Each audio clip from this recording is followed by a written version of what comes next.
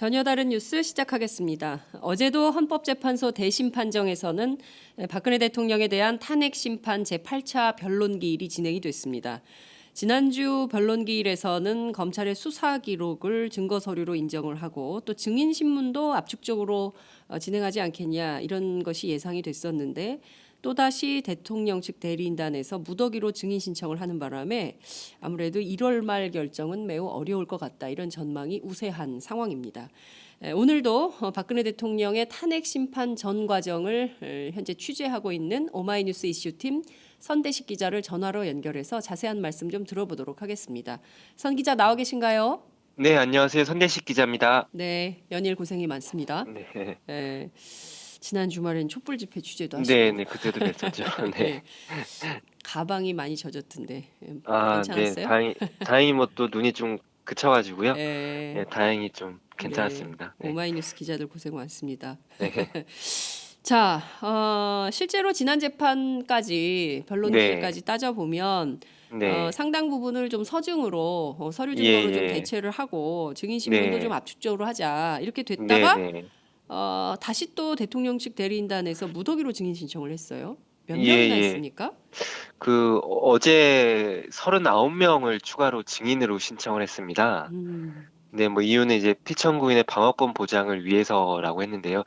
뭐 하셨다시피 각종 이제 참고인 조서나 피의자 네, 신문 조서들을 대부분 이제 증거로 채택을 했기 때문에 네, 굳이 뭐 검찰 조사를 받은 사람들은 굳이 뭐 부르지 않아도 되지 않겠느냐. 네, 좀 이런 얘기가 좀 나왔었고 실제로도 국회 쪽 대리인단도 좀 그렇게 해서 네, 증인을 상당수 철회하겠다라고 했거든요. 네, 네, 하지만 이제 대통령 쪽에서는 오히려 더 이렇게 증인들을 더 신청한 상황입니다. 음, 특히나 뭐 방어권 보장이라고 얘기는 하긴 했는데요. 네, 특히나 청와대에서 근무했던 사람들을 무더기로 증인으로 신청했습니다. 음, 그러니까 뭐 김장수 이제 안보실장이나 이제 네, 안보실장 그리고 청와대 수석이었던 뭐 김규현, 강석훈, 유민봉, 모철민 등 음, 이런 분들을 증인을 신청했거든요. 네. 그래서 그 이유가 이게 대통령 쪽에서는 대통령의 국정 철학을 알아보기 위해 불러야 된다고 하는 겁니다. 국정 그래서 철학이요? 예. 예, 그래서 국회 쪽은 좀 왜, 황당하다. 예, 국정 왜 지금 철학은 이거를, 아마도 이제 문화융성 이런 부분이 뭐 아하, 최순실 씨가 주도하거나 그런 게 아니라 박 대통령의 원래 국정 철학이었기 때문에 음, 이제 뭐 미르 재단이나 K스포츠 재단이나 이런 데는 정말 대통령의 국정, 그러니까 나를 위한 마음으로 했다 이런 것들을 좀 얘기하기 위해서 네, 증인으로 채택하려는 것 같은데요. 네, 어쨌든 국회 쪽에서는 황당하다는 입장을 보였습니다. 오늘 예, 그 언론에 보면 다 나오고 책에 보면 다 나오는데 음흠, 굳이 불러야 되겠느냐 네, 이렇게 했었고 뭐 헌법재판관들도 황당하다는 반응을 보였습니다. 음, 네, 이 중요한 거는 뭐 국회 측 대리인단은 청구인 측 주장이니까 그렇다 네, 치더라도 이 예, 헌재 예, 재판관들이 이런 네, 무더기 증인 신청에 대해서 예, 어, 뭐 좀 이제는 나올 사람 다 나왔으니까 또 서증도 그렇죠. 많으니까 예, 기각 예, 결정을 해야 되는데 어떻게 결정을 네. 했나요? 다 받아주기로 했습니까? 39명을? 아닙니다. 우선은 방금 말씀드린 5명에 대해서 이제 우선적으로 증인으로 신청하겠다고 해서요. 네. 그러니까 대통령 쪽에서 그래서 그 재판관들은 일부만 증인으로 채택을 했습니다. 뭐 음흠. 예를 들어서 김장수 전 국가안보실장 그리고 김규현 이제 외교안보 수석 이렇게 이제 부르려고 했었는데요. 네. 재판관은 둘 다 이제 안보 쪽을 담당하는 사람들이니까 한 명만 불러라. 네. 이렇게 해서 한 명으로 좀 압축이 된 상황이고요. 예. 그리고 주시민 강일원 재판관은 좀 뭐 질책성으로 좀 얘기를 하기도 했습니다. 네. 그러니까 이제 기업 쪽에 있는 사람들도 좀 무더기로 증인 신청을 좀 했었거든요. 음흠. 아마도 미르재단 이런 것들이 청와대 지시가 아니라 네. 정경련이나 기업들에서 자발적으로 돈을 냈다. 뭐 이런 부분들을 아마 끄집어내려고 했던 것 같습니다. 음. 근데 이와 관련해서 강일원 재판관이 좀 문제 제기를 했습니다. 음. 황창규 KT 회장이 아마 의견서를 보내온 모양인데요. 네. 나를 증인 신청을 한 이유를 모르겠다. 난 나가면 대통령한테 불리한 얘기를 했을 때 왜 증인 신청을 했느냐. 이런 의견서를 아, 보냈다고 합니다. 황창규 회장이요. 예. 네, 그래서 예. 강일원 재판관이 이런 사례를 들면서 네. 뭐 어차피 안종범 수석이 다 청와대 지시라고 했다. 음. 그리고 기업에 있는 사람들은 뭐 이제 좀 그런 얘기를 강요. 예, 예. 그런 얘기를 뭐 하지 않거나 강요라고 하기 때문에 굳이 도움이 안 될 텐데 왜 부르려고 하느냐 이렇게 네. 좀 지적을 하기도 했었습니다. 아, 그 네, 이런 굳이 왜 부르려고 하느냐에 대해서 네, 대통령 측 그 피청구인 측 주장은 뭐라 네. 그러던가요? 굳이 뭐 당신들한테 도움이 안 되는데 왜 그렇게 증인들을 불러대느냐? 예, 뭐 여러 이유를 불러대면서 이런 얘기를 했는데요. 그 뭐 위험성이나 그러니까 청와대에서 세무조사를 이제 가지고 기업들 압박했다는 이제 의혹 네, 네. 그 증거 이제 얘기들이 구형 나오잖아요. 건설 예, 얘기하는 거죠? 그쵸. 그래서 뭐 그런 것들 좀 부인하기 위해서 세무조사 없었다. 그러니까 세무조사 음, 얘기는 없었다 이런 얘기를 하기 위해서 나왔던 건데 중요한 건 안종범 수석이 이미 다 청와대 지시라고 다 얘기했습니다. 그렇죠. 예, 네, 대통령 지시라고. 예, 네, 이승철 이제 정영민 예, 부회장도 예. 어제 나와서 다 청와대 지시라고 얘기했거든요. 음, 그래서 헌법재판관들도 이게 좀 이해가 안 되는 상황이다 이렇게 좀 얘기하고 있습니다. 그렇군요. 네, 이게 지금 그 헌법재판관들이 그 분노하고 네, 또 그 태도에 대해서 문제를 삼고 이런 네, 게 지금 벌써 한 달이 넘는 건데요. 네, 네, 이 문제에 대해서 그냥 음, 그 제 생각에는 계속 이렇게 증인을 신청해서 또 네, 변론기를 잡으면 헌재 네. 재판관들의 짜증만 더 나게 하는 게 아닌가 싶은 그 생각도 헌재 드네요. 재판관들 짜증이 났던 사례가 한 가지 있었는데, 그러니까 네, 어제 제가 재판에서. 어제 재판은 아니고 좀 재밌는 상황이기도 한데요. 예, 예. 이건 지난주에 있었던 일인데 제가 이제 헌법재판관들이 호통을 쳤다라는 기사를 네, 쓴 적이 네, 예, 있습니다. 강일원 예, 재판관이 예. 예. 워낙 이제 대통령 쪽에서 말도 안 되는 욕을 하기 때문에 네. 그런 기사를 썼더니 지난번 변론에서 강일원 재판관이 사과를 했습니다. 에? 그래요? 기사를 보니까 자기가 호통쳤다고 나오는데 뭐 네. 이제 그런 게 아니다. 호통 친 게 아니다. 네, 뭐 물론 어, 당연히 이제 재판관으로서 이제 공정하게 재판을 이끌어 가야 되기 때문에 네. 어느 한쪽이 호통을 치고 지적을 하고 뭐 이런 음, 것들은 좀 피하려는 인상이었는데요. 네.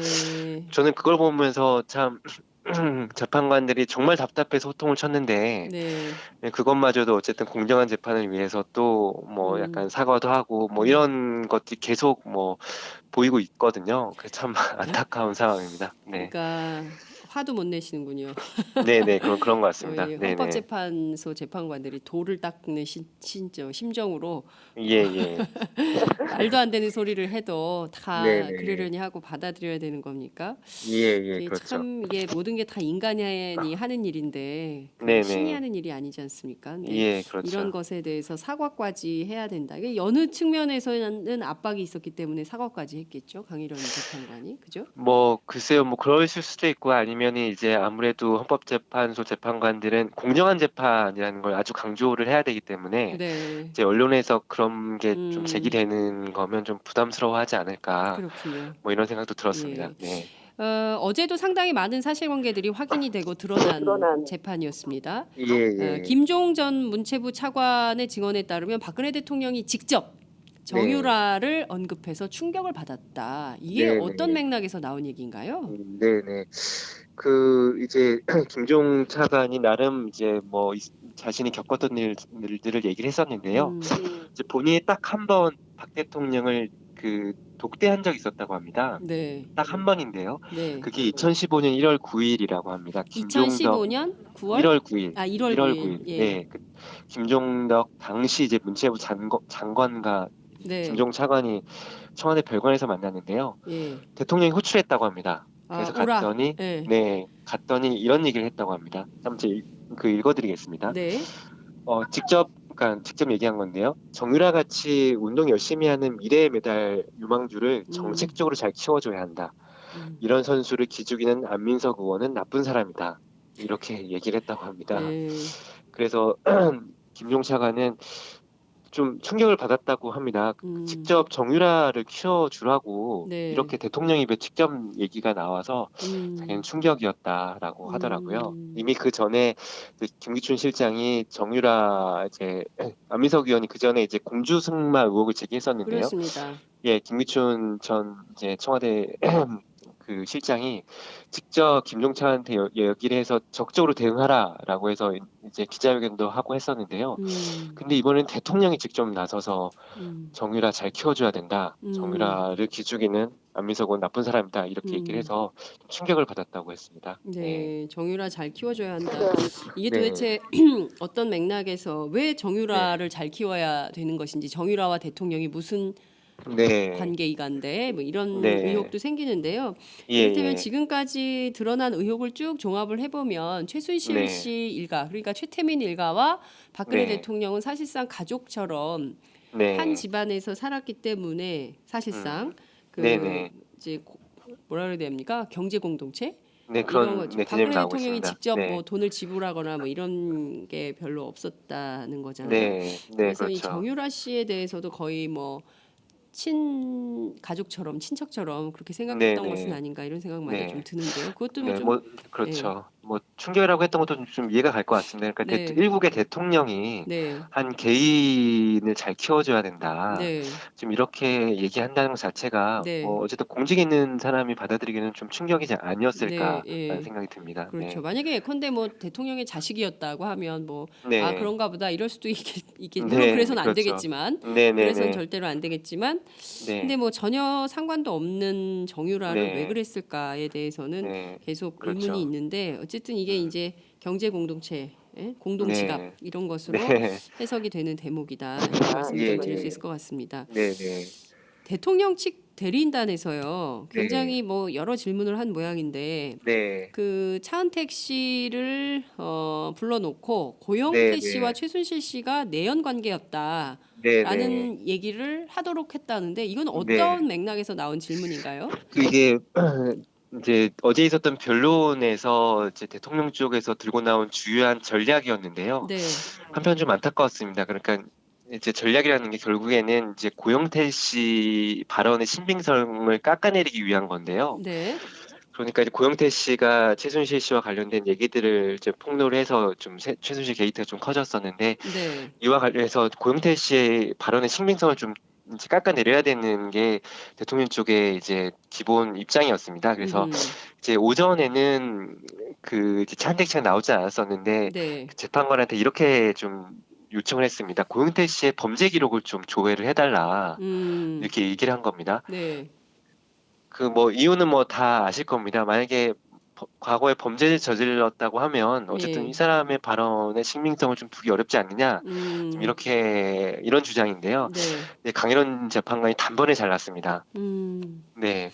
아니 이게 당장 고영태 씨가 증인으로 나오는 것도 아니고 네, 그런데 개인의 이제 범죄 경력을 조회한다는 것 자체가 말이 안 된다. 음, 그리고 그 대통령 대리인단의 의도를 충분히 알고 있다. 뭐 네, 이분이 범죄를 저질렀다면 이 사람의 말은 믿을 수 없는 게 아니냐 뭐 이렇게 하는 건데요. 네, 그러면서 좀 촌철살인적인 좀 얘기를 했습니다. 네, 네, 대통령께서 그렇게 좋아하는 형사소송법에 따르면 네, 범죄자라고 해서 그 사람의 발언에 문제 제기하는 거는 말이 안 음, 된다. 뭐 음, 이렇게까지 얘기를 음, 했었는데요.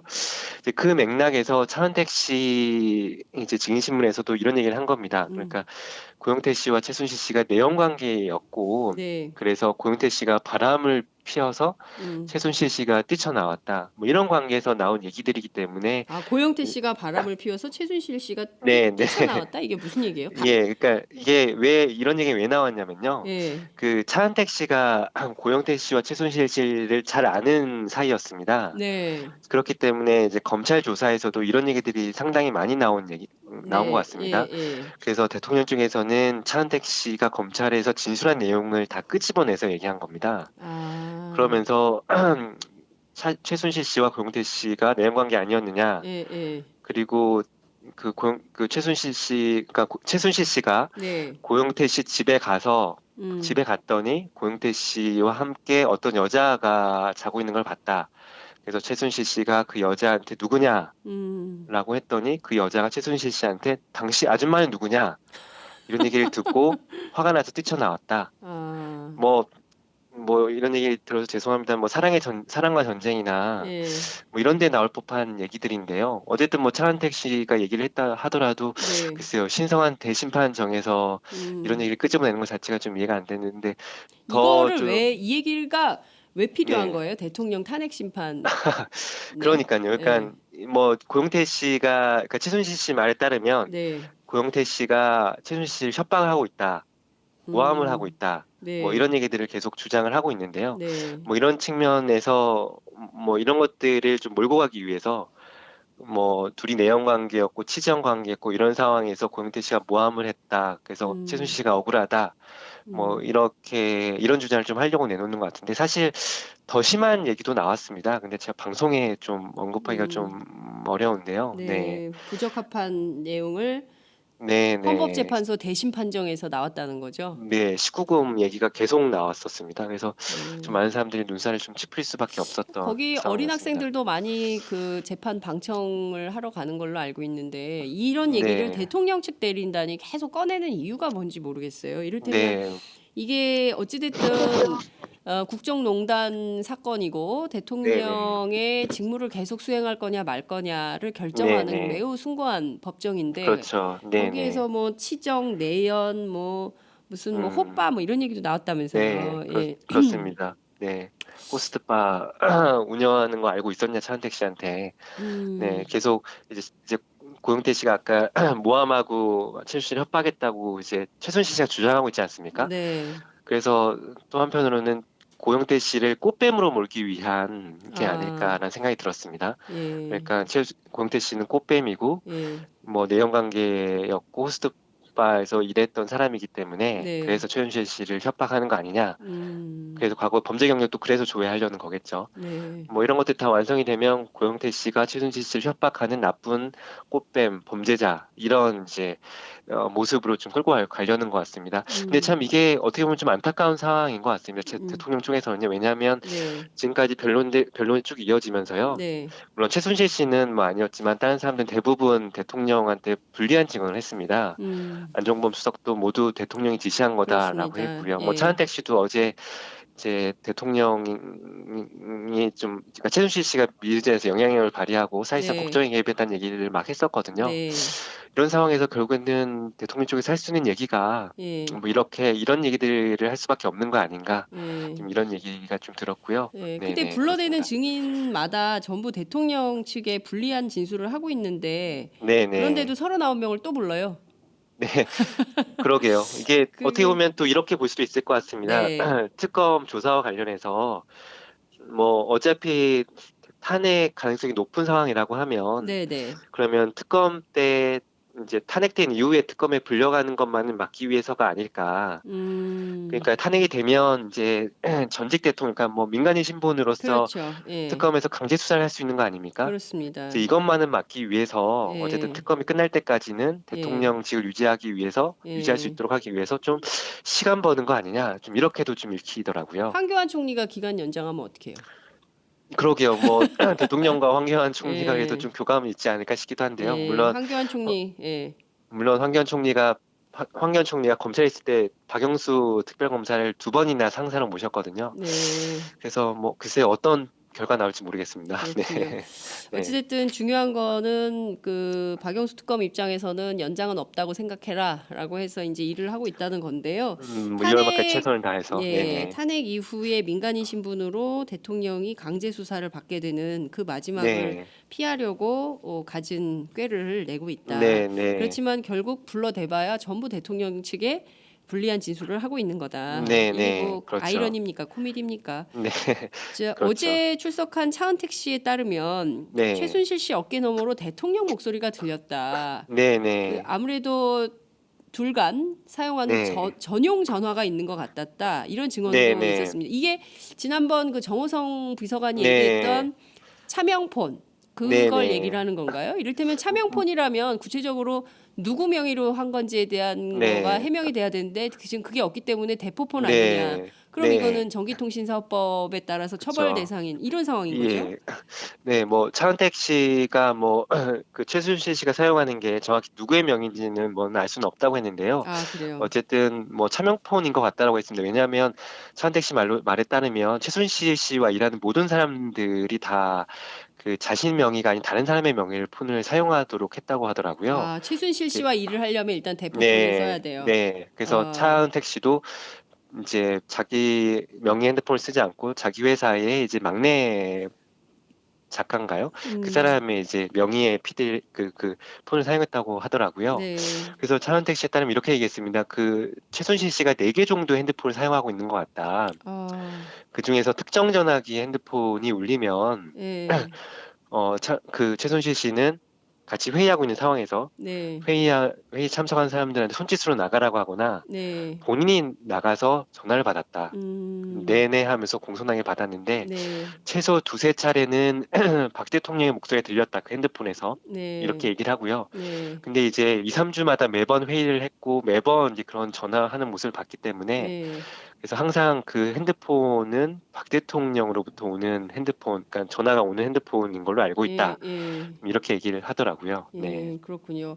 네. 그 여러 정황상의 단서가 나오는데 대통령이 직접 최순실 씨에게 전화를 해서 네.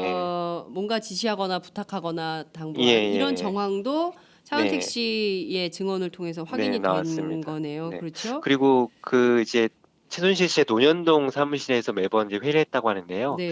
이제 최순실 씨가 나가면, 그러니까 전화번호 나가면은 그 공간이 작기 때문에 그 최순실 씨 데스크탑 컴퓨터에 모니터 화면을 볼 수 예, 있었답니다. 예. 거기에 이제 국무회의 말씀 자료 이런 것들이 좀 떠 있다고 하더라고요. 그래서 네. 이제 그 컴퓨터로는 항상 대통령과 관련된 뭐 청와대 문서를 좀 수정하는 것 같다라고 차은택 씨가 주장을 했고요. 예.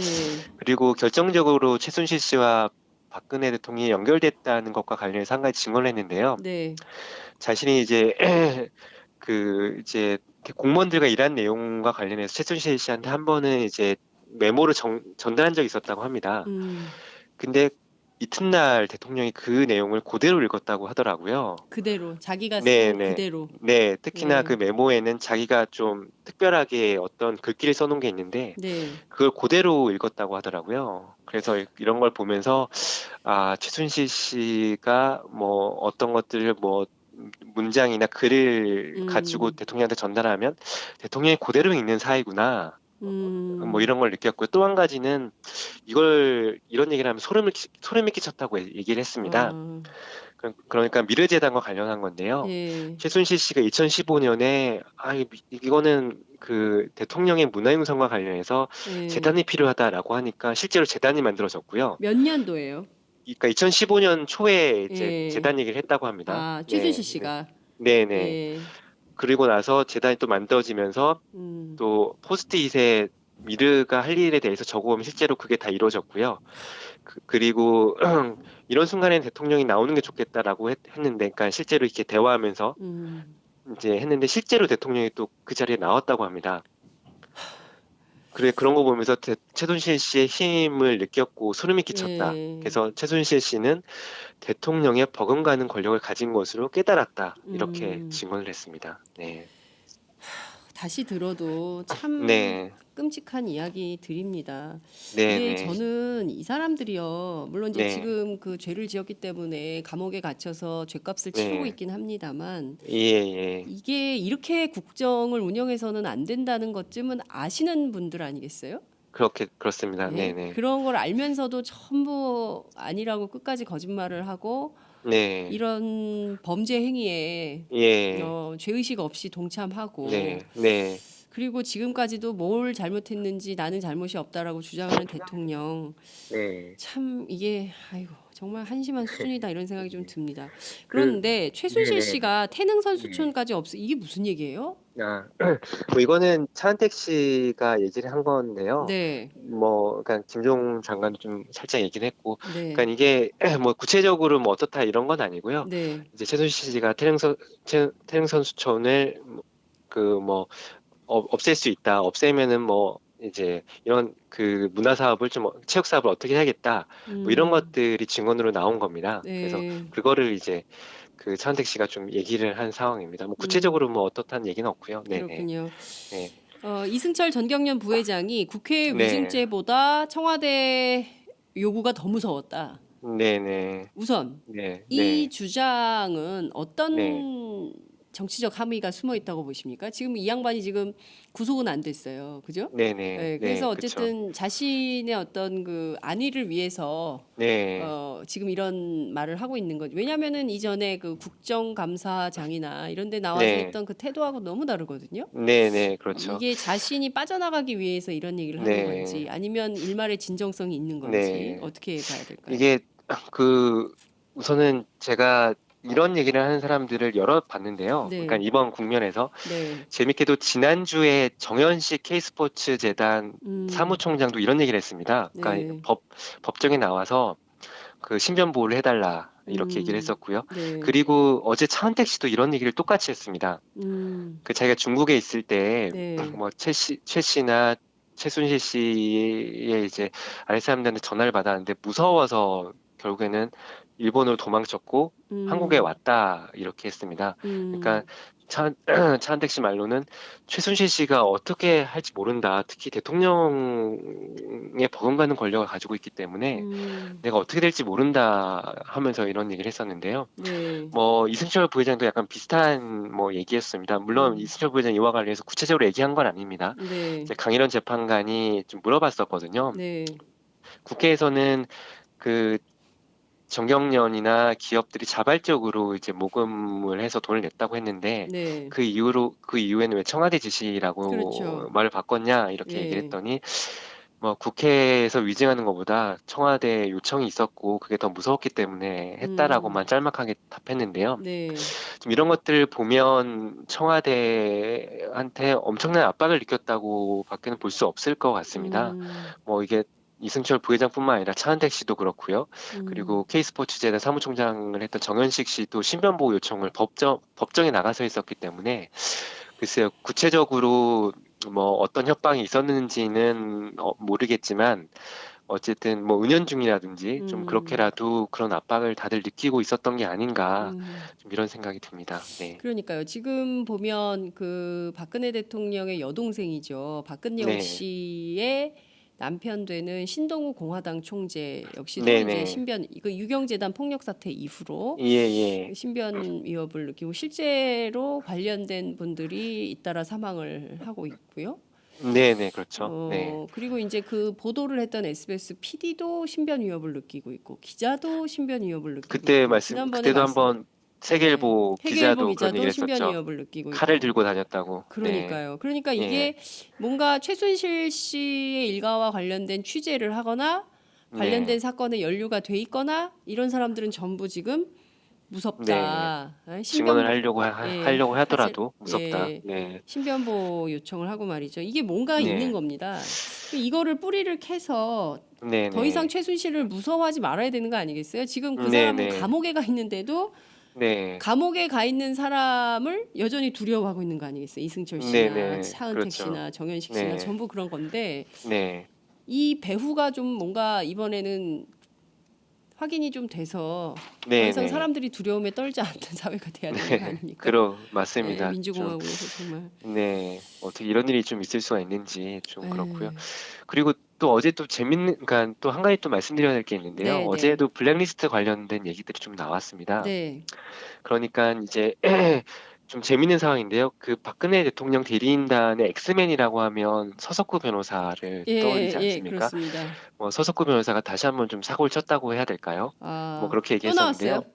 네, 그 어떤 얘기냐면 네, 이제 서석구 변호사가 차은택 씨한테 이렇게 얘기를 했습니다. 그러니까 차은택 씨가 아시다시피 뭐 김종덕 장관이나 김상률 수석이나 이런 사람들을 다 추천하지 예, 않았습니까? 예, 이제 그러면서 이런 얘기를 했는데요. 차은택 씨 당신이 예, 김종덕 장관 전에 윤정섭 한예종 교수, 음, 이현승 감독을 추천했는데 탈락하지 않았느냐. 음, 결국에는 철저한 검증이 이뤄진 거 아니냐. 음, 이렇게 지적을 했습니다. 음, 그러면서 당신 똑바로 얘기하지 않으면 위증죄로 처벌받을 수 있다. 똑바로 얘기해라. 이렇게 얘기를 했습니다. 차은택 예, 씨가 뭐라고 했냐면요. 예, 위증이라고 얘기하니까 꼭 예, 말씀드리겠다. 예, 윤정섭 교수, 이현승 교수 감독을 추천했는데 최 예, 씨가 이렇게 얘기했다. 예. 좌성향이라 탈락했습니다. 최순실 씨 네, 워딩이라는 거예요? 네, 위증, 최순실 씨가 그 차은택 씨한테 와서 네. 좌상향이라 안 된대요. 뭐 이렇게 얘기를 했다는 겁니다. 네. 네, 그래서 차은택 씨는 아니 문화계에서 이렇게 활동하는 사람 중에 진보 성향 안 가진 사람이 없는데 어떻게 추천할 수 있습니까?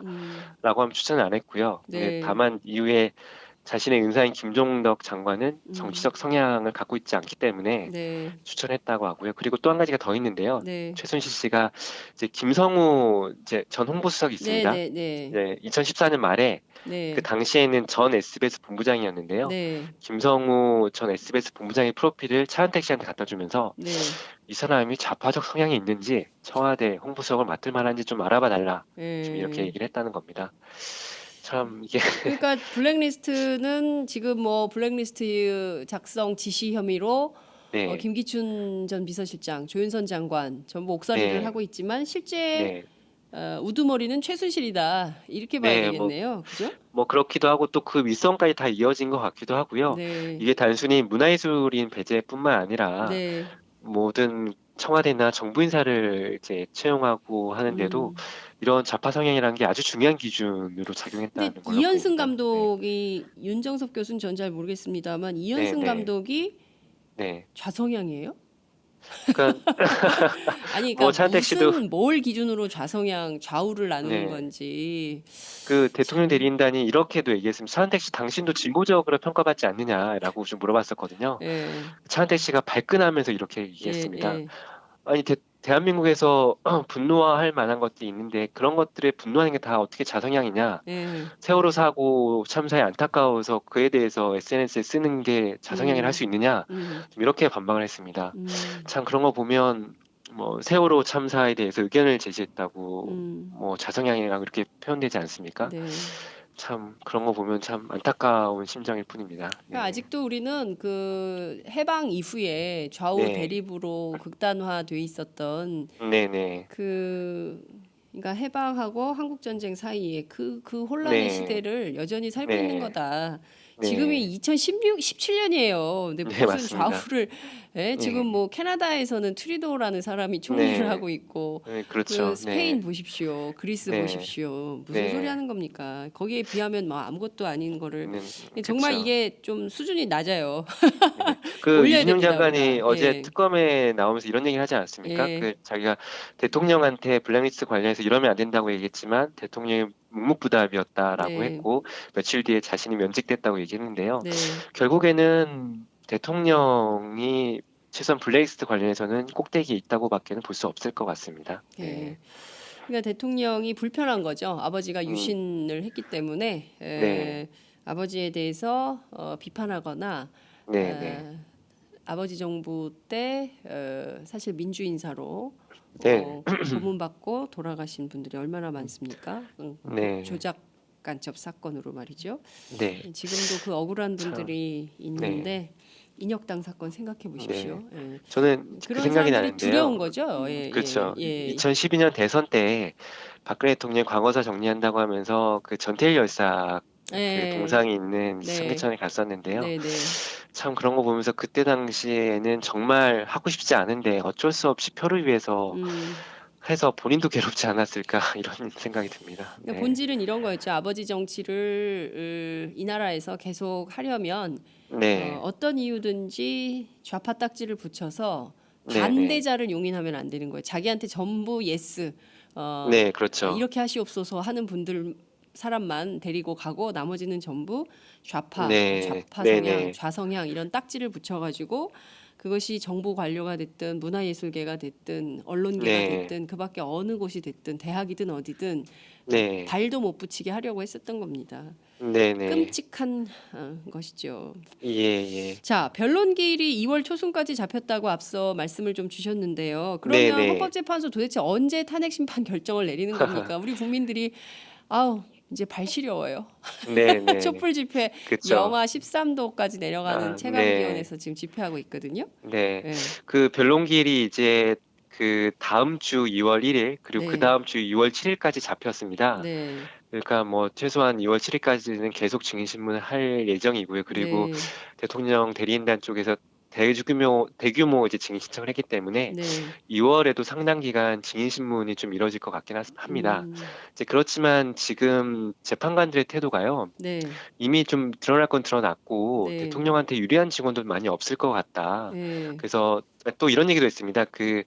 이제 그러니까 헌법 탄핵 심판 초반에요. 네. 대통령 대리인단이 사실조회 신청을 대규모로 했습니다. 그러니까 그래요, 맞아요. 각종 네. 회사 뭐 재단 이런 쪽에 네, 사실조회 신청을 하면서 이런 얘기를 했습니다.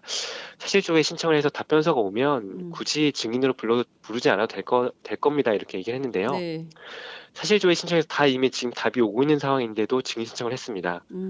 예, 그래서 그 재판관들도 분명히 당신네들이 이렇게, 그러니까 주장하지 대리인단이 이렇게 않았냐. 하지 않았느냐. 네. 사실조회를 하는 이유는 예.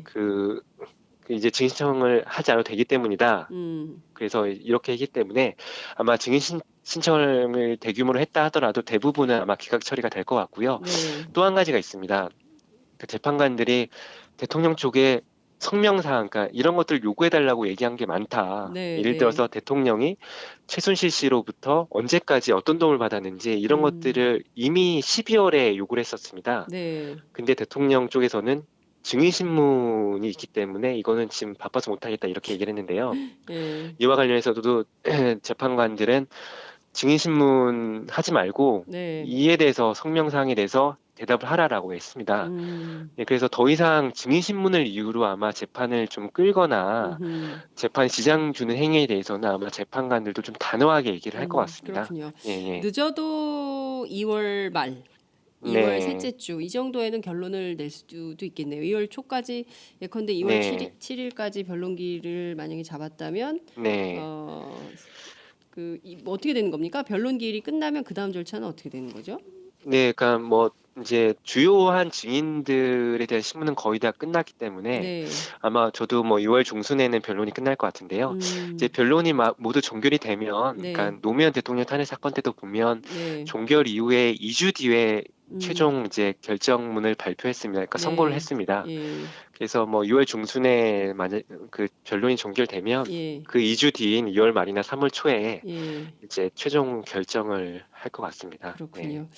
알겠습니다. 무슨 19금도 나오고 그래가지고 예. 좀 당혹스럽긴 합니다만 네네. 헌법재판소 대심 판정에서 벌어지는 한편의 대하 드라마. 네네. 박근혜 최순실 국정농단 게이트에 대해서 네. 손대식 기자만큼 전체를 꿰고 있는 사람은 아마 없을 것이다 이런 생각도 좀 듭니다. 네네. 역사의 현장을 지키고 계시니까 그런 자부심으로 네. 계속 일하세요. 네, 더 열심히 해서 저희 팔짱 청취자들한테도 네. 시청자들한테도 네. 좀 더 재밌고 생생한 내용을 좀 전달할 수 있도록 하겠습니다. 이미 충분히 재밌고 이미 충분히 네. 개탄스러운 상황입니다. 네, 오늘 네. 말씀 여기까지 듣죠. 고맙습니다. 네, 감사합니다. 네, 지금까지 오마이뉴스 선대식 기자와 함께했습니다. 하루야채 주세요. 저 이거 하나 샀는데 유기농 야채가 14가지? 빛이 내린다. 14가지 유기농 야채 이거 뿐일걸. 14가지 유기농 야채 하루야채